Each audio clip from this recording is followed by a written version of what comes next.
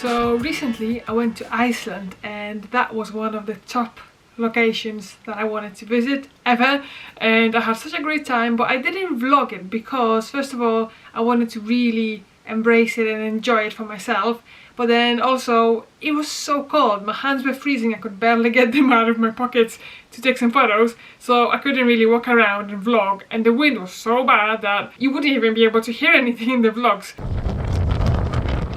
However, I decided to film a video where I talk you through what we did, because we were only there for 3 days, which I was a bit worried that maybe it's not enough and we wouldn't be able to see everything, but actually we had a jam-packed agenda and we saw so much that 3 days is actually plenty to do a lot and fall in love with Iceland just like I did. So let's get cracking. Looking at the actual agenda of what we did and what we saw. So Thursday night we got there, we landed in Keflavik airport, we got our hire car and drove to Reykjavik. So we were staying in a hotel in Reykjavik, just a bit out of the center, because I wanted to make sure it's easy for us to drive in and out and that there's plenty of car parking spaces. Once we got to the hotel, it was quite late and we decided just to have some food there and a few drinks, so we did that, went to bed, ready for exploring the next day. So Friday morning we had our breakfast and we hit the road. We got in the car and we drove all the way to the waterfall called Gullfoss, and wow, what a spectacular view. The next stop, which was very close actually, was the hot springs Geysir. So there's quite a lot of different like geysirs there. There's the main big one that explodes every so often, and we stood there around it and we actually witnessed it explode. But it was very underwhelming. It's not like what I saw in the pictures. It was just a big blob of steam come out and go down, and that's it. But the whole area, it smelled like eggs from the sulfur. The sulfur was just like covering the ground and the trees. The next stop was the Faxi waterfall. That was something else. There was the sun and there was the waterfall, the river.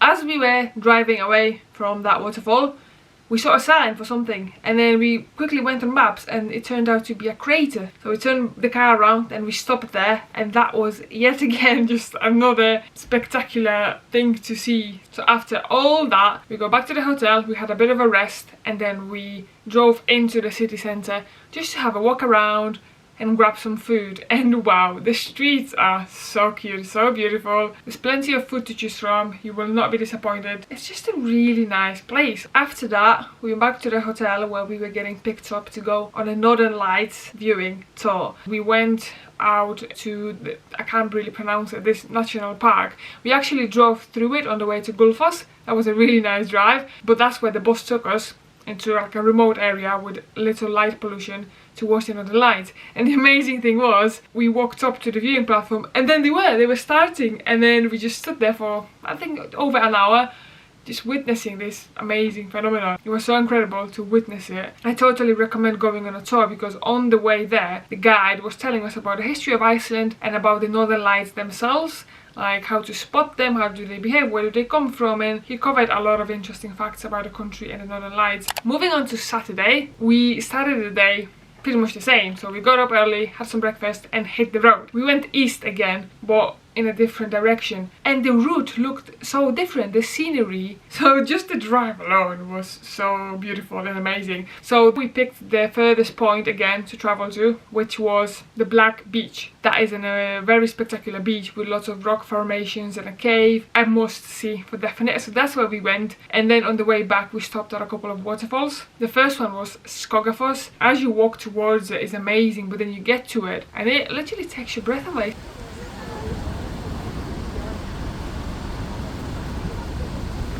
Then we stopped at another waterfall, and actually on the drive down to the Black Beach we could see a few waterfalls just from the road. So after seeing all these waterfalls and amazing scenery, we then went out to Reykjavik. We booked a table at this Icelandic restaurant which was highly recommended, very highly rated. It did not disappoint. If you eat fish, you must try some Arctic char. So we had it smoked and it was amazing. Then for the mains, I didn't really want to have fish again. They had quite a few vegetarian vegan dishes, so I tried the vegan steak. The steak was made from some vegetables and nuts, and it was served with a lot of salad and some fruit. It was such a good meal, and I'm so glad I tried their take on a vegan steak rather than just having salmon, which is something I can have anytime and I have it a lot. And because we were on the wine, of course we didn't drive, we took a taxi back. And as we were driving on this road that's next to the ocean, so on the waterfront, I could see some lights forming in between lampposts, like when there was a dark spot. Only because we went on the tour on Friday night, I understood how to spot northern lights and that it could be actually northern lights. It was northern lights, they were just starting to form, and then once we got back to the hotel, we could see them just from outside the hotel, even though there was quite a lot of light pollution. But they only lasted about 5 minutes. Literally, we looked at them, we took some photos, and then anyone who was coming out of the hotel, I was like, oh my god guys, you need to see this, there's northern lights. And now we're moving on to our final day, Sunday. So I booked tickets to go to the Blue Lagoon, but on the way down I planned to see this little lake called the Green Lake. I obviously can't pronounce the Icelandic name. I planned the route to go south, and on the way to the Blue Lagoon stop at that lake. But then what happened was, Satnav took us through these mountains, so actually the views were something else. We were not expecting that. They were absolutely spectacular. We came by this huge blue looking lake situated among these mountain peaks, so epic. And when we stopped there and took it all in, so I was just thinking, are we still on planet Earth? Are we somewhere else? And then we got to that little lake that I planned to see. It was still gorgeous, but nothing compared to what we saw accidentally on the way to it. And then we got to the Blue Lagoon. It was so worth doing. So the temperature was -10 outside, but the water was 37, 38 degrees. So what happens is your body is nice and hot in the water, but your head is freezing. So there was actually quite a lot of people wearing hats while in the Blue Lagoon. And there's a drink bar, there's a face mask bar, so you can come in the water and get a drink, or you could go and get a face mask. In the actual Blue Lagoon complex there's also a spa and a hotel.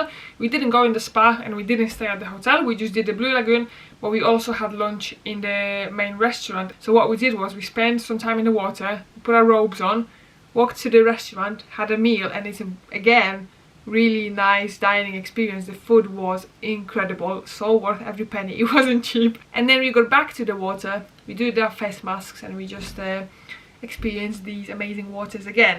And from the Blue Lagoon we just went to the airport. We dropped the car off, and then yeah, we just spent some time at the airport, had some food and chilled, and went home. So that concludes this video. I hope you found it helpful if you're planning a trip to Iceland, and you can see just how much you can cram in even if you're only going for a long weekend. If you have any questions at all, leave them in the comments and I'll be happy to answer them. If you enjoyed this video, don't forget to leave a like and subscribe, that really helps my channel. Other than that, thanks for watching, and especially if you made it all the way till the end, and hopefully I'll see you in the next video.